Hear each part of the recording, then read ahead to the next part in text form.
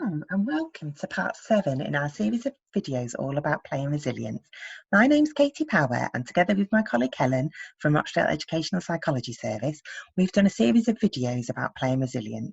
This is a final one of those. So Helen and I are both going to do some talking on this one. So firstly, just to remind you that Rochdale Borough Council are working with other public sector organisations to keep residents safe, and information about services and support for children and young people can be found at the web address on the screen there. We're going to start as always with a quote that we like. This quote's from Dr. Mike Shooter, who's the retired chair of Play Wales. Free play gives the growing child the cognitive ability to solve problems, the emotional ability to withstand hardship, the social ability to help each other, and the physical ability to carry it all through. Play is the foundation stone of resilience in children, no matter what life might throw at them. So in previous weeks, we've had sessions where we've talked about play and we've had sessions where we've talked about resilience. We have talked a little bit before about the overlap between play and resilience, but we're going to explore that a little bit more now. So play is uniquely placed to support the development of resilience. It can provide opportunities for children to practice and develop their emotional regulation, their pleasure and enjoyment, and the promotion of positive feelings, their response to stress, their attachment to people and place, their creativity, and their learning. So children get to experience a wide range of emotions when they play, both positive and more challenging emotions. It's a really good way for them to recognise what the internal feelings are and what emotions they link to, and also how they can respond to those emotions and how their response impacts on other children and adults. It also helps children to practice responding to stress. Play can be stressful at times, but because the stakes aren't as high as in other situations, it can be more manageable stress, and they can learn a little bit more about what responses they can use in order to help to reduce those stress levels.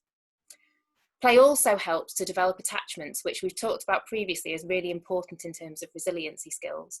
So when we're playing with children, those attachment relationships can be formed, and we talked a bit about that when we talked about attachment play in a previous week. Playing is an important element in helping building resilience.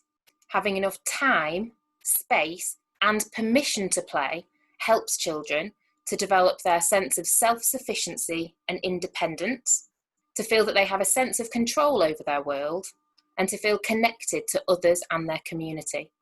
So it's important that children know that we value play and that play is an important part of their lives, both when they're playing with other friends, when they're playing by themselves, and also when they're playing with us as adults. It helps them to develop a sense of self-sufficiency and independence, because we've talked previously about how in play children can have self-set goals that they strive to reach. They can practice doing things by themselves without things being so troublesome if it goes wrong. Children can feel that they've got more of a sense of control over their world when they play, because again, they can direct the play, they can change it as they want to, and they can feel for that little bit of time that they're in charge and that other people's ideas and agendas aren't being put onto them. We also talked in the resiliency section about how important it is for children to feel connected to others around them and to their wider community. Having the opportunity to play in different spaces within the community and with different children will help them to do that. Play can also help children to experience a range of emotions, including frustration, determination, achievement, disappointment, and confidence. We've talked a little bit about that in a previous slide. Through practice, they can learn how to manage those feelings. Play can help children to develop their imagination and creativity, and to make sense of and work through difficult and distressing aspects of their lives. Children often make sense of situations through their play, so having the opportunity to play in ways in which they choose will help them to process any difficult feelings or situations and work through them by themselves. It also helps them to socialise with their friends and learn how to negotiate, which is a very important skill throughout their life. So we're going to talk about play to promote resiliency now, and this is taken from Building Resilience, the Importance of Playing from Play Wales. So children need opportunities to interact with the natural world, so outdoor play, play with natural materials, loose parts play, which we've spoken about previously, Children need opportunities to take on challenges and engage in appropriate levels of risk. That's very important for children, because if they don't get opportunities to take part in risk and manage it for themselves, then they don't get the opportunity to develop those problem-solving skills that they need. Opportunities to play with identity. So children get opportunities to take on different roles in play and learn about thoughts and feelings through playing with different identities. Children need opportunities to move freely and in a variety of ways, engage in rough and tumble play, use all of their senses and experience a wide range of feelings. And you might notice there's a lot of links between what we've just talked about and a rich play environment, which we spoke about previously. So if we're providing a rich play environment for children, then we're providing them with lots of opportunities to develop their resilience skills. What about constraints to play? Well, constraints to play are also constraints to children developing their resiliency skills, because the two are interlinked so tightly. So the environment, if children don't have an environment where they can have access to play. A culture of fear and risk aversion. So we've talked about if children don't have an opportunity to manage risk, then they don't get the opportunity to overcome problems and the opportunity of failing and trying again and persevering. Overscheduling, this is something that can happen. Very well meaning, we often put lots of activities in for our children to do, and actually by overscheduling, what we can do is reduce the opportunities that children have for free play, and it's really important that they have those opportunities, because that will be what will really help develop their resilience skills. And then conflicting space use. So there's quite a lot of tension between what adults kind of choose when they're building kind of outdoor play equipment and what children might actually want to use the space for. And often there might not be opportunities for children to just use that space for play. It might be used for lots of different things. So over the last 7 sessions, we've talked about lots of things to do with play and resiliency.